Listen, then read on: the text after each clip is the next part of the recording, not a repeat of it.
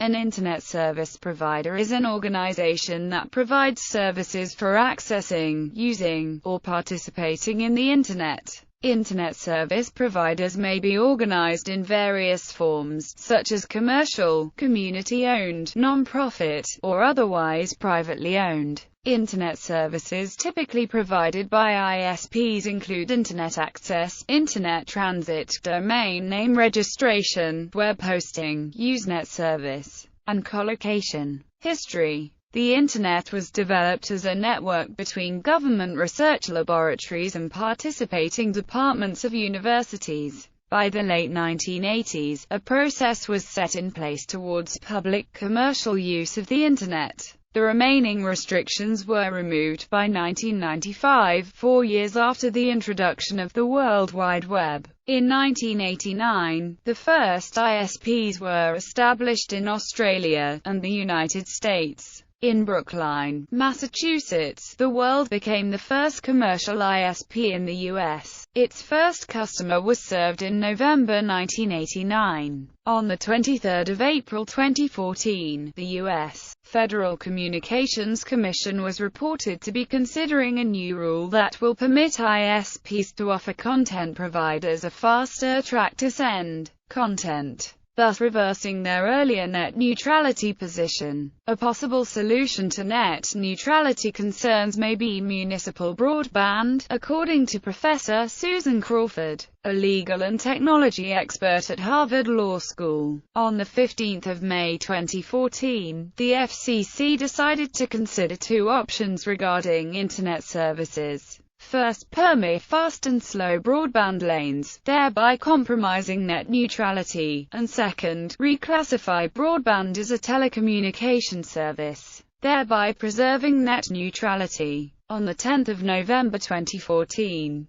President Barack Obama recommended that the FCC reclassify broadband Internet service as a telecommunications service in order to preserve net neutrality. On the 16th of January 2015, Republicans presented legislation, in the form of a U.S. Congress H.R. discussion draft bill, that makes concessions to net neutrality but prohibits the FCC from accomplishing the goal or enacting any further regulation affecting Internet service providers. On the 31st of January 2015, AppNews reported that the FCC will present the notion of applying Title II of the Communications Act of 1934 to the Internet in a vote expected on the 26th of February 2015. Adoption of this notion would reclassify Internet service from one of information to one of the telecommunications and, according to Tom Wheeler, chairman of the FCC, ensure net neutrality. The FCC is expected to enforce net neutrality in its vote, according to the New York Times. On the 26th of February 2015, the FCC ruled in favor of net neutrality by adopting Title II of the Communications Act of 1934 and Section 706 in the Telecommunications Act of 1996 to the Internet. The FCC chairman, Tom Wheeler, commented, "This is no more a plan to regulate the Internet than the First Amendment is a plan to regulate free speech.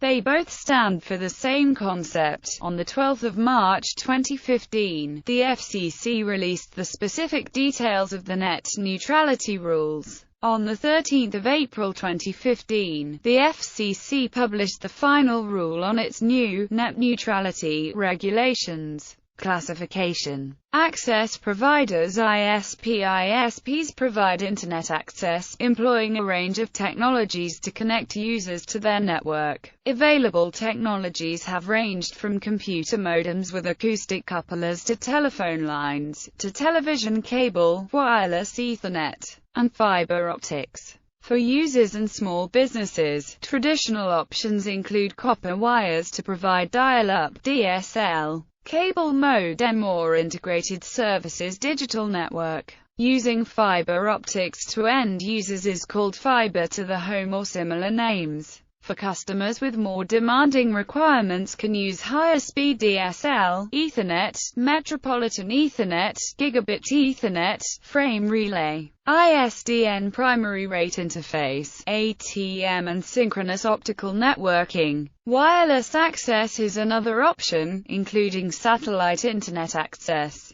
Edge providers create Internet content. Mailbox providers. A mailbox provider is an organization that provides services for hosting electronic mail domains with access to storage for mail boxes. It provides email servers to send, receive, accept, and store email for end users or other organizations. Many mailbox providers are also access providers, while others are not. The definition given in RFC 6650 covers email hosting services, as well as the relevant department of companies, universities, organizations, groups, and individuals that manage their mail servers themselves. The task is typically accomplished by implementing simple mail transfer protocol and possibly providing access to messages through Internet Message Access Protocol, the Post Office Protocol, webmail, or a proprietary protocol. Hosting ISPs. Internet hosting services provide email, web hosting, or online storage services.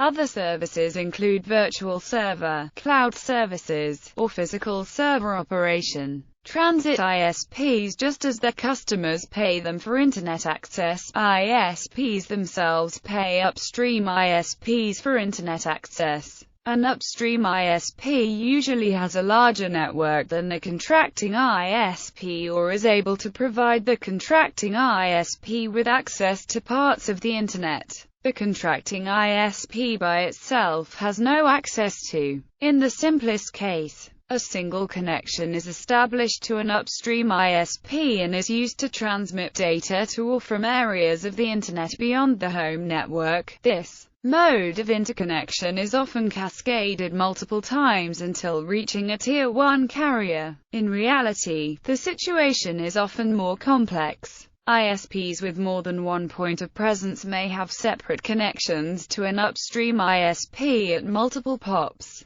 or they may be customers of multiple upstream ISPs and may have connections to each one of them at one or more point of presence. Transit ISPs provide large amounts of bandwidth for connecting hosting ISPs and access ISPs. Virtual ISPs. A virtual ISP is an operation that purchases services from another ISP, sometimes called a wholesale ISP in this context, which allow the VISP's customers to access the Internet using services and infrastructure owned and operated by the wholesale ISP. VISPs resemble mobile virtual network operators and competitive local exchange carriers for voice communications. Free ISPs. Free ISPs are Internet service providers that provide service free of charge. Many free ISPs display advertisements while the user is connected, like commercial television. In a sense, they are selling the user's attention to the advertiser. Other free ISPs, sometimes called free nets, are run on a non-profit basis, usually with volunteer staff. Wireless ISP. A wireless Internet service provider is an Internet service provider with a network based on wireless networking. Technology may include commonplace Wi-Fi, wireless mesh networking, or proprietary equipment designed to operate over open 900 MHz, 2.4 GHz, 4.9, 5.2,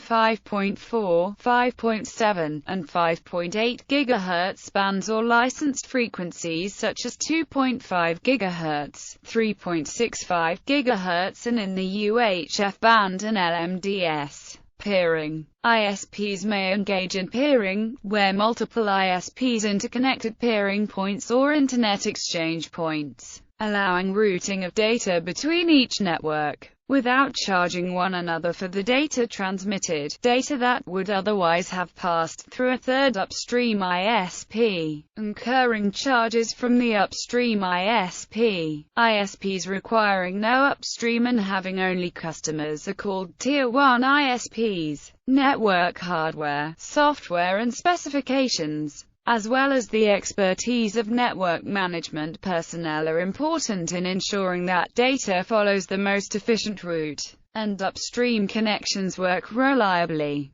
A trade-off between cost and efficiency is possible. Law enforcement and intelligence assistance. Internet service providers in many countries are legally required in the U.S. to allow law enforcement agencies to monitor some or all of the information transmitted by the ISP. Furthermore, in some countries ISPs are subject to monitoring by intelligence agencies. In the U.S., a controversial national security agency program known as PRISM provides for broad monitoring of Internet users' traffic and has raised concerns about potential violation of the privacy protections in the Fourth Amendment to the United States Constitution. Modern ISPs integrate a wide array of surveillance and packet sniffing equipment into their networks, which then feeds the data to law enforcement intelligence networks, allowing monitoring of Internet traffic in real time.